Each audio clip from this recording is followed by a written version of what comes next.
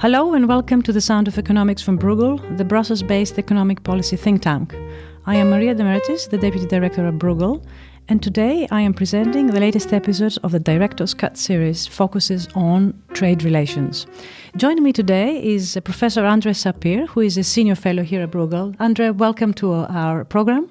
Thank you. And I'm here to have a conversation about the latest on a theme that we have touched on before, which is the relationship between the US and the EU as it concerns trade.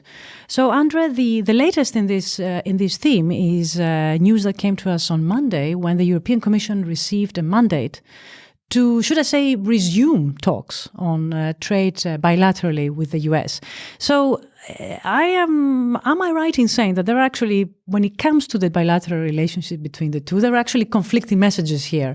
We get a mandate on Monday to resume talks, but at the same time, the threat of tariffs looming from the US on European products, primarily cars, is still very, very alive.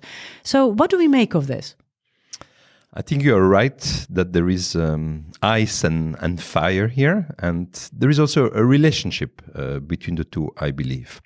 Now, let's step back a little bit in time, and let's recall that during the Obama administration, and for several years and for several rounds, there was a EU-US trade negotiation that was called TTIP, the Transatlantic Trade and Investment Partnership.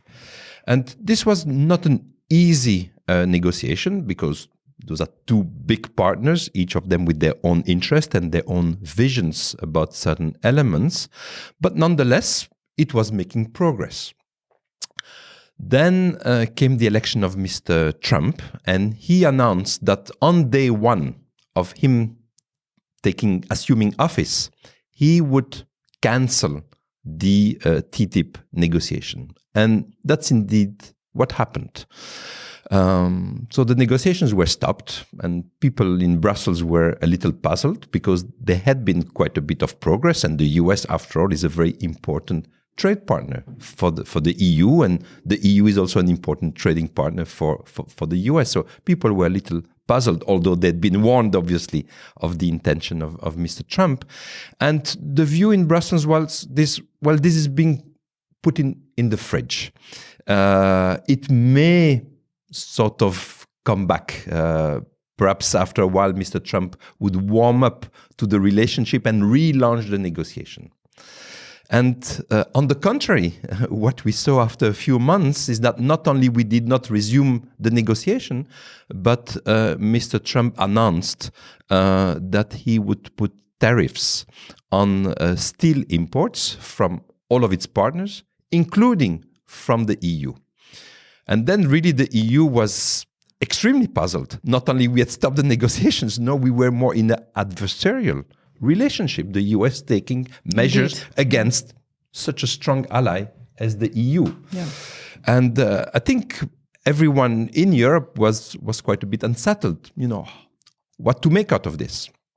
And so, as you know, there were a number of sort of back and forth negotiation with the US concerning now only the steel issue, not about the big picture, but simply the steel. Was yes or no, the US going to impose steel measures on the EU arguing that, we are strong allies and there would be no reason to impose this. And at the end of the day, Mr. Trump did impose the measure on steel, and we could see really the relationship souring.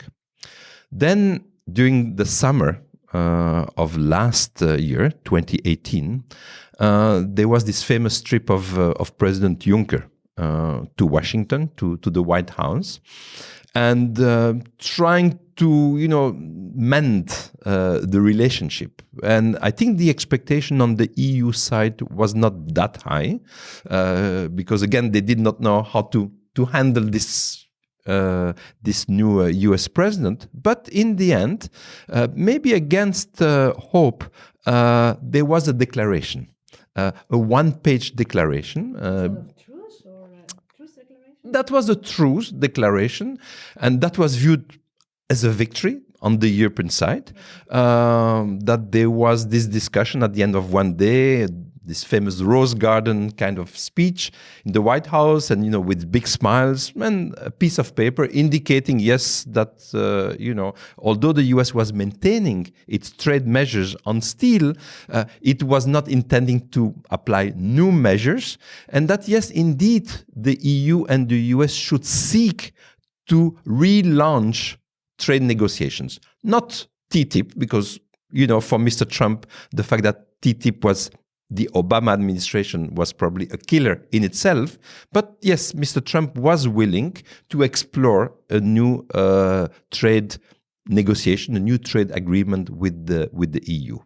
And since the summer of 2018, EU and US officials have been trying to come up with the contours of a new mandate for the US and for the EU to launch new negotiations. And what happened indeed this Monday is that based on the mandate that the Commission has been seeking for several months, the Council, so the ministers of trade that have to give the mandate, did agree to a negotiation mandate between the EU and the US. But at the same time, what happens is the summer, at the same time, is that the US administration has actually threatened to impose further tariffs, apart from the aluminium and steel, also on European cars, and not just European cars, but basically on cars, which is going to be quite pivotal for the ability of the European economy to recover and continue to grow. So we are continuing to get conflicting messages from the EU administration. On the one hand, resume or restart, whichever way we want to think about it, the trade negotiations. On the other hand, the threat of looming tariffs is still very much there. I fully agree, and I think that's what makes this negotiation a bit complicated.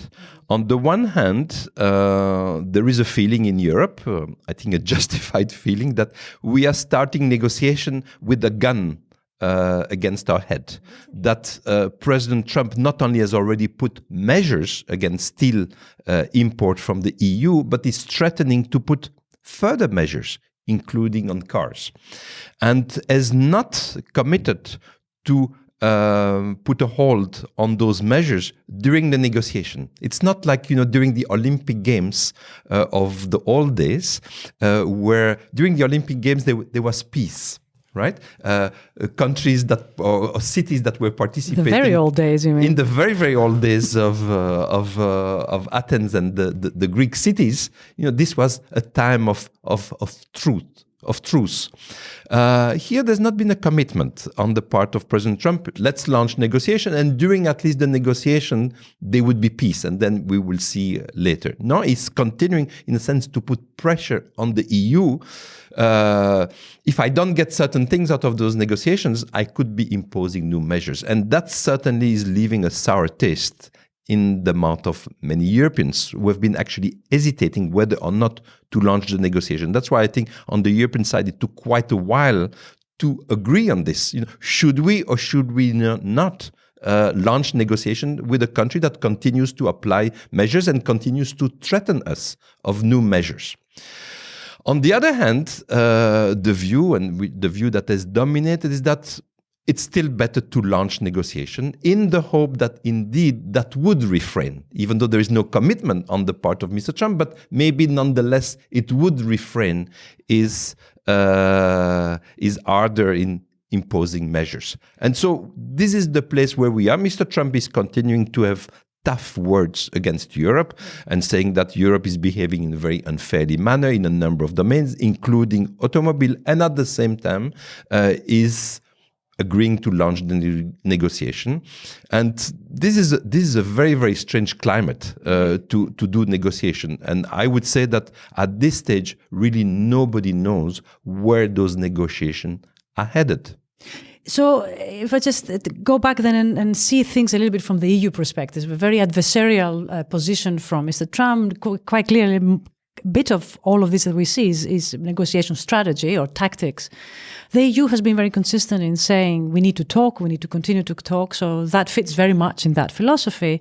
But we also need to be ready to counterattack, if I may use that word, if we were to see measures coming from the US that are against free trade in the form of tariffs. So am I right in thinking that this is very much consistent with the strategy that the EU has maintained vis-à-vis the new US administration when it comes to trade issues? Am I right in thinking that, or you think there is a slight change here of approach? Is there something new that we need to be aware of? No, I think this is exactly it. We are not happy with the measures. We are fearing new measures. We are standing ready to take countermeasures, but all the time we are telling the United States, look, this is not what we wish. What we wish is indeed to be able to conclude a deal, to lower tariffs, tariff barriers on each other's trade, and to resume a peaceful relationship. And so I think the launch of the negotiation was indeed an important element in the EU strategy to demonstrate to the US that, at least as far as we are concerned, we are not in an adversarial situation, but that if you, the United States, do adopt measures against us, we will not stand by and we will reciprocate. So let's talk a little bit about the trade deal itself. I mean, but what I mean by that is the makings of the trade deal. One of the most important characteristics, ingredients that any trade deal that the EU has said is going to do will need to have accordance with the Paris Agreement. So the EU has been very strong on this, and we also know that the US is not subscribing to this idea. So how important do you think this issue of the Paris Agreement on the environmental issues is going to be in terms of getting that off beyond the finish line? So I think this is indeed an important point. There's been a lot of pronouncement on the part of the EU that indeed we are not willing to do trade deals with countries that are not signatories to the Paris Agreement on climate. There's been a lot of pronouncement, although there's never been really a commitment on the part of the EU that this is our position. There are pronouncements. It was never said, there's never been a formal council decision that, countries that are not part of the Paris Agreement would not be able to have a deal with the EU. There's been political declaration, but not sort of a firm commitment. Now, the test of this came in a sense this week, because the country that has championed the Paris Agreement, perhaps in part because it is the Paris Agreement, is the country where the agreement was signed, France. And as you know, France is the only country that this Monday, when the Council met and was to give or not the mandate to the Commission, what the Commission was seeking, France voted against it. Belgium voted not against, abstained. So all the other countries voted in favor, and you do not need unanimity for this. All you need is a majority of the member states, a weighted majority of the member states. So it has gone through, despite the opposition of France. And France indeed justified its opposition to the launch of the negotiation with the Paris Agreement. Said that, the US has pulled out of the Paris Agreement. Therefore, we should not be launching negotiation with this country, with the United States. Other countries that are also nonetheless committed to the Paris Agreement have taken a more relaxed view and said that there's no reason not to launch negotiations with the United States, despite the fact that it has pulled out of the Paris Agreement, but that we shall have to evaluate at the end of the negotiation whether yes or no to sign the deal, if the US at that time were to be still outside of the Paris Agreement. So I think the real issue about whether or not the EU is serious in linking trade deals with the Paris Agreement is yet to come. I see. Yeah. And what's your sense on that point? Do you think if we were to go that far, which of course at this point is pure speculation, would a trade deal with the US pass if the US is not signing the Paris Agreement? Look, I think there is one way to interpret what is going on, which would be my view, which is certainly a view that Mr. Trump would not like, and maybe the EU would not like to hear either, but which I think is the most reasonable interpretation of what is going on, is that the EU is trying to buy time. The EU is probably hoping that Mr. Trump will not be re-elected. And so, let's talk with the US, let's keep the channels open. And I think that makes a lot of sense, right? Rather than simply be in this adversarial position, which we are, right? Because of Mr. Trump's own decision. The view of the EU, okay, there is the adversarial part, but there should be also a positive part on the agenda, and this is the negotiation. But the EU obviously understands, as Mr. Trump does, that maybe we would not be able to sign the deal at the end. There we would be, I think, in a difficult position, because then the member states would be much more divided than they were this Monday, where only France voted against and Belgium abstained. There may be other countries that are taking seriously the link between the trade deal and the Paris Agreement. So, and that day, whether it will be in a year or 2 years' time, we shall see. But I think the hope on the EU's part is that let's talk. Doesn't cost anything to talk. At least it keeps, as I said, the channels open between the two sides. And maybe Mr. Trump will not have a second mandate, and we will be able to go back to the pre-Trump relationship between the EU and the US. And that problem, the US would again be a signatory to the Paris Agreement. And in a sense, the dilemma for us will go away. Whether this is a wise game that we are playing or not, we shall see. And obviously, I'm sure that Mr. Trump understands that, and Mr. Trump is going to put pressure on the EU to try to make progress during certainly his first term. So I think it was a good idea to launch the negotiation, but we may not be off the hook quite fully yet. So you're saying this game of warm and cold will continue for some time, and just for the moment it's warm again, and we'll see where this takes us. This is all very clear. I wanted to just perhaps one last question for you, André. If I may say, contamination of the bilateral relationship between the US and the EU when it comes to issues of trade is not just about the relationship between the two. It's broadly for the global multilateral system and about global trade in particular. The imposition of tariffs from the US, the need for the EU to counterattack has also harmed others, because both had to impose tariffs on others as a result of this relationship not working the way that it perhaps ought to work.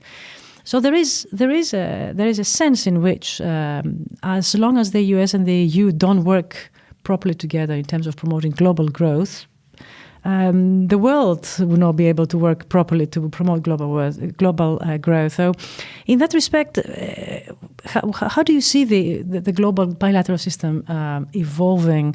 We have other new players coming into the game, China in particular, but others, big countries that have got views about things, maybe more varied views about how to engage in the global system. Where do you see this going in let's say in the next 5 years, to the extent that you can say, will we see a global system in reverse, or do you think we'll be able to salvage some of this and promote open and global trade? This is all very bad news from the viewpoint of the multilateral trading system. I think there is no doubt that all the actions that President Trump has put in motion since is assuming office have been inimical to the multilateral rules-based system. His view is clearly to have bilateral relations with countries, and relations that are not based on a positive-sum game kind of view of the world, but a zero-sum game, a power-based relationship, not the view of trade economists that all gain from participation in trade, but something very, very different. So in that sense, the multilateral system, with each of those actions that President Trump has adopted, whether it is with the EU, whether it's with other countries, whether it's with China, all of those, and the negotiation that each time he's pursuing. So his first is banging on the head his adversary with tough measures, and then let's sit at the table, on the bilateral table, and see whether we can make a deal, but from a position of strength, in a sense, from the US. This is clearly his way of proceeding, which is totally different from sitting in Geneva and behaving in a gentleman's fashion, talking about rules and multilateralism and values and positive sum gain and all of those kind of things. He's adopting a totally different stance. And that coming from the country, the United States, which was essentially the founding father of the system as a whole. So it's not just the EU that, as I said before, that has been unsettled by Mr. Trump's action against us. The EU is the whole world, which is unsettled by the President of the United States taking such a stand, which we have not seen since, before World War II. So where we are headed, it's difficult to say. But as I said, this is a series of bad news. Whether at some stage the system can be salvaged, and what is the role also of the EU into this? Because we should not forget that the EU is an important trading partner. It's as large, if not largest to some extent, than the United States in the world trading system. And then there is indeed China, which is the other big elephant in this game. So how those three players are relating to one another, both in their bilateral relationship, EU with the US, EU with China, US with China, US with the EU, and then how those countries behave vis-à-vis all the other members of the WTO, the Indias, the Brazil, the African countries, the Singapore, the Switzerland, all of those are the players that are, in a sense, at the moment watching the game between the three big elephants. And we're hoping, I think, that the system, because the system is much more important in a sense for smaller countries. The system is a system where precisely relationships are not power-based relationships. So for small countries, to have the protection of rules, multilateral rules, is very, very important. So I think they are watching what those actors are doing. And I think there is a lot of hope, in a sense, and the EU knows it, that the onus is on it, to take over from the US the baton of multilateral rules-based system. And but the EU is in this uncomfortable position because of the pressure from the US that is indeed having ripple effect throughout the system.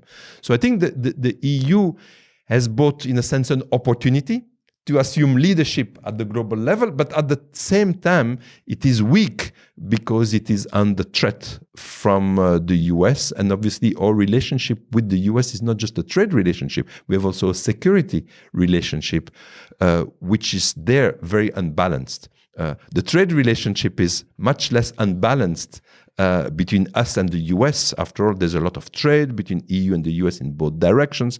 There's a lot of foreign direct investment. Lots of US foreign direct investment in the EU, lots of EU foreign direct investment in the US. So our economic relationship is very strong. It's, I would say, broadly balanced.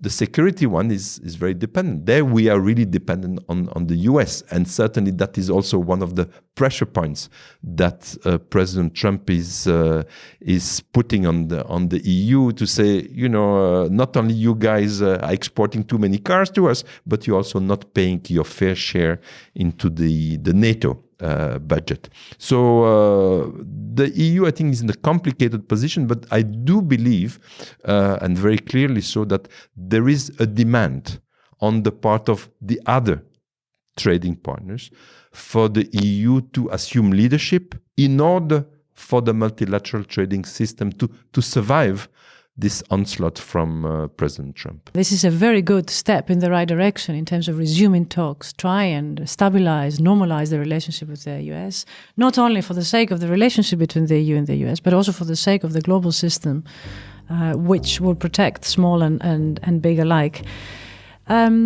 That brings us to the end of this episode. André, thank you very much for joining us today. And thank you all for listening to this director's cut of The Sound of Economics. If you're interested in more of Bruegel's work, we have an array of blog posts and publications available at our website, www.bruegel.org. I hope you'll join us again until the next time. André, thank you again and goodbye. Pleasure.